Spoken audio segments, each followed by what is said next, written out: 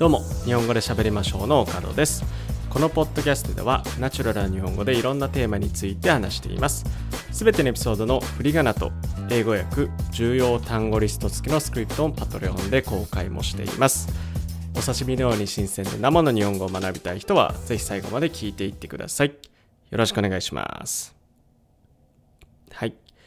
今日はスクリーンタイムについて話したいと思います。スクリーンタイムっていうのは多分説明しなくてもわかると思うんですけど、スクリーンを見る時間のことですよね。で、普段気づかないうちに一日に何時間もスクリーンを見つめていますよね。僕も結構やってしまうんですけど、多分皆さんも普段気づかないうちに結構ね、スマホとかパソコンのスクリーン、見る時間長いですよね。皆さんも結構共感できるトピックだと思うので、ちょっと今日はスクリーンタイムについて話したいと思います。で、まず普段僕がどのぐらいスマホとかパソコンとかを使うのかについて話します。で、もちろんパソコンはやっぱり一番たくさん使いますよね。というのも、普段仕事をするときにパソコンを使って仕事をしているので、やっぱり1日最低でも8時間ぐらいはパソコンのスクリーンを見ていると思います。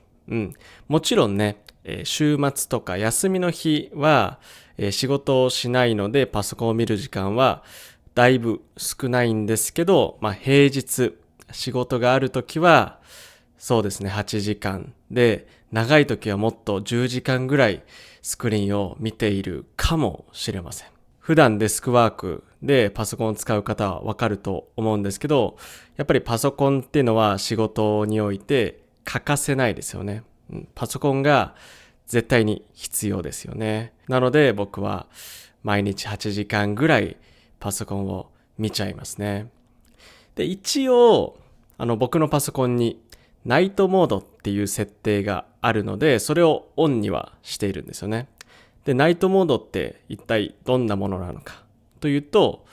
普通のパソコンのスクリーンって結構ちょっと青っぽい光が出てると思うんですよね。ブルーライトってよく言いますよね。なので画面がちょっと青っぽいんですけど、このナイトモードっていうのをオンにすると、画面のスクリーンの色がちょっと赤っぽく、なんかオレンジっぽくなって、普段の青っぽいスクリーンよりちょっと柔らかい光が出てるんですね。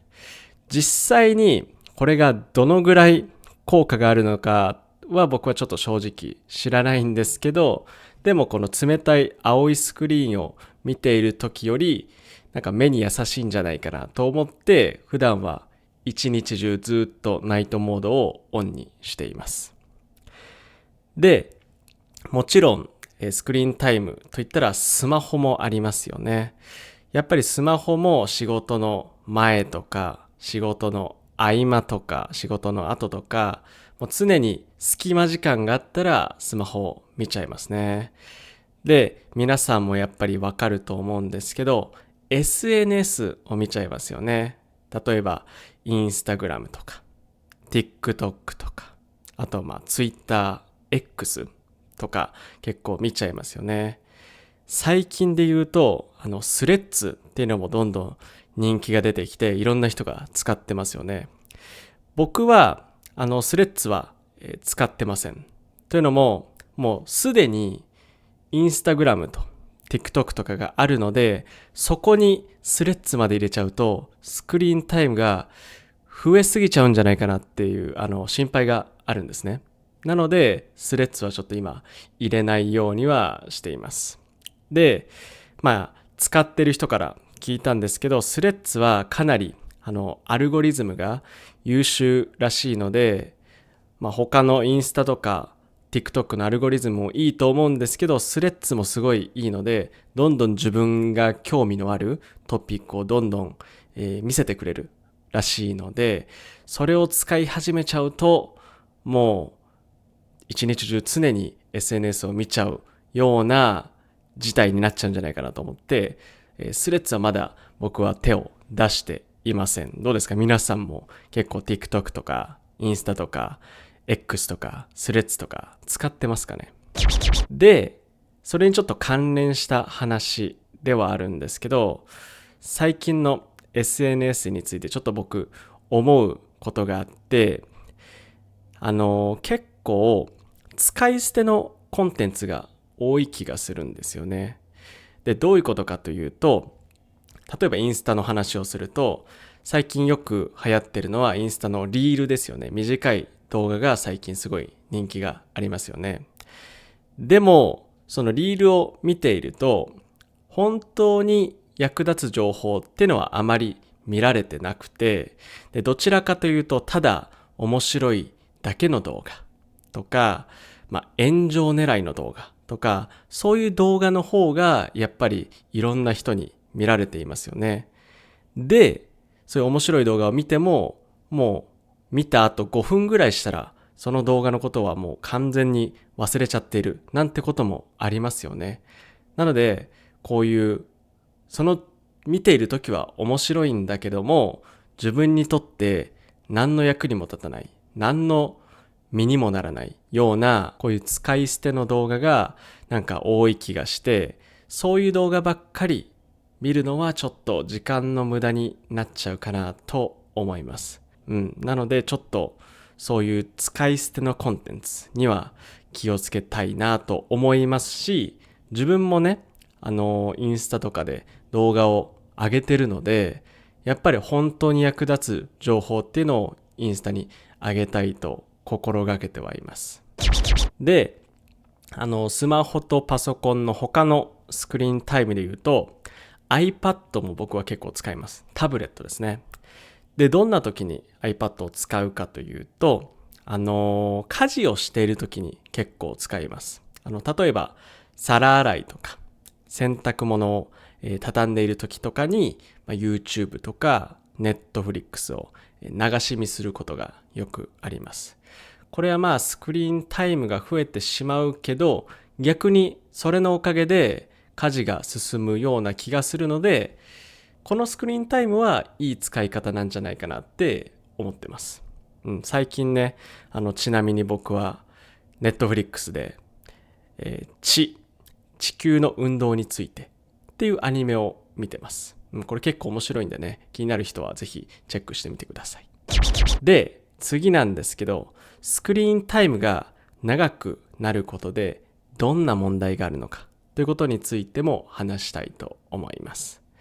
まず一番代表的なものは目の疲れですよね。やっぱりスクリーンタイムが長いと目がすごく疲れますよね。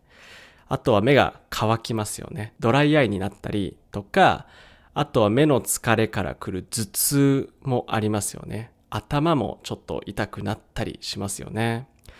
あとは、それもちょっと影響すると思うんですけど、